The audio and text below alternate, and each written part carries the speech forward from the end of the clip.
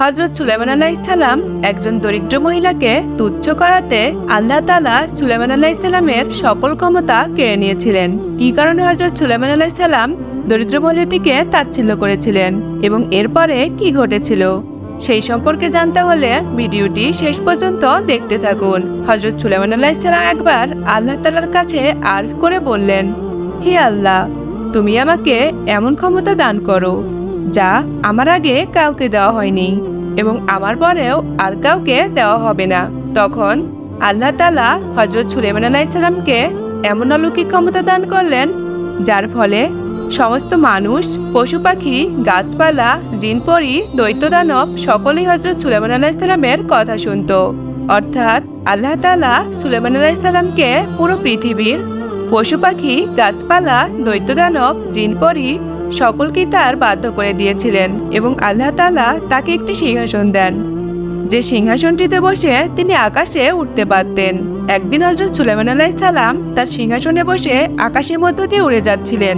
তিনি নিচে তাকিয়ে দেখলেন যে একজন দরিদ্র মহিলা, যার গায়ের পোশাক ছিল খুবই ময়লা, সেই মহিলাটি জঙ্গলে কাঠ কুড়াতে গিয়েছিল। তখন হযরত সুলাইমান আলাইহিস সালাম সেই দরিদ্র মহিলাটিকে দেখে তার সিংহাসন নিয়ে নিচে নামলেন। মহিলাটি সুলাইমান আলাইহিস সালামকে দেখে একেবারে চমকে গেল। তখন হযরত সুলাইমান আলাইহিস সালাম সেই মহিলার উদ্দেশ্যে বললেন, তুমি এত ময়লা কেন? তোমার গায়ের পোশাক খুবই নোংরা, তোমাকে বিয়ে কে করবে? এই কথাটি বলার কারণে ওই দরিদ্র মহিলাটি অনেক কষ্ট পেল এবং আল্লাহ তাআলাও হযরত সুলাইমান আলাইহিস সালামের উপর অসন্তুষ্ট হলেন। যাই হোক, এই কথাটা বলার পর হযরত সুলাইমান আলাইহিস সালাম তার উড়ন্ত সিংহাসনটি নিয়ে আবারও আকাশে উঠতে লাগলেন। তিনি যখন সমুদ্রের উপর দিয়ে উড়ে যাচ্ছিলেন তখন হঠাৎ করেই তার হাত থেকে আল্লাহর দেওয়া অলৌকিক আংটিটি সমুদ্রের মধ্যে পড়ে যায় এবং সাথে সাথেই হযরত সুলাইমান আলাইহিস সালামের উড়ন্ত সিংহাসনটি মাটিতে পড়ে যায়। অতঃপর আল্লাহ তাআলা সুলাইমান আলাইহিস সালামের সকল অলৌকিক ক্ষমতা কেড়ে নেয়, যার ফলে সমস্ত পশু পাখি, গাছপালা, জিনপরি, দৈত্য দানব সকলেই তার অবাধ্য হয়ে যায়। হযরত সুলাইমান আলাইহিস সালাম কিছুই বুঝতে পারছিলেন না। তিনি গাছকে হুকুম দেয়, কিন্তু গাছ তার কোনো হুকুম মানে না।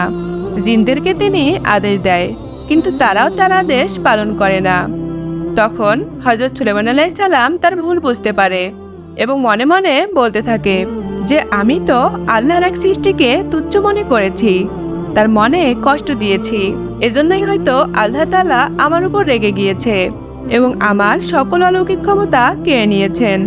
এবার আমি যদি ওই মহিলার কাছে ক্ষমা চাই এবং তাকে বিয়ে করি, তাহলে হয়তো আল্লাহ তাআলা আমার উপর পুনরায় সন্তুষ্ট হবেন। এরপর হযরত সুলাইমান আলাইহিস সালাম ওই দরিদ্র মহিলাটিকে অনেক খুঁজতে থাকে, কিন্তু কিছুতেই তার দেখা পায় না। এভাবে তাকে খুঁজতে খুঁজতে সুলাইমান আলাইহিস সালাম অনেক ক্লান্ত হলেন এবং খুব ক্ষুধার্ত হয়ে পড়লেন। তখন তিনি সমুদ্রের পাশে বেশ কিছু জেলেদের দেখতে পায় এবং তাদের কাছ থেকে কিছু খাবার সংগ্রহ করে। অবশেষে তিনি সেই জেলেদের সাথে মাছ ধরার কাজের জন্য থেকে যায়। একদিন হঠাৎ করেই হযরত সুলাইমান আলাইহিস সালাম ওই দরিদ্র মহিলার দেখা পায়। তখন তিনি দৌড়ে ওই মহিলার কাছে যায় এবং গিয়ে বলে, আমার ভুল হয়ে গেছে, আমি আপনার মনে কষ্ট দিয়েছি, এজন্য আল্লাহ তাআলা আমার উপর অসন্তুষ্ট হয়েছেন।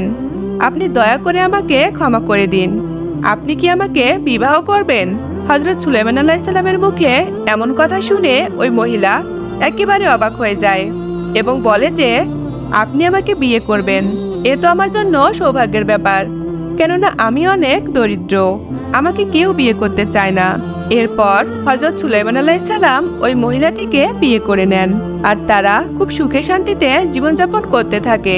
একদিন সেই জেলেরা সমুদ্রের মধ্যে একটি মাছ পায়, যে মাছটি একেবারে চকচক করছিল।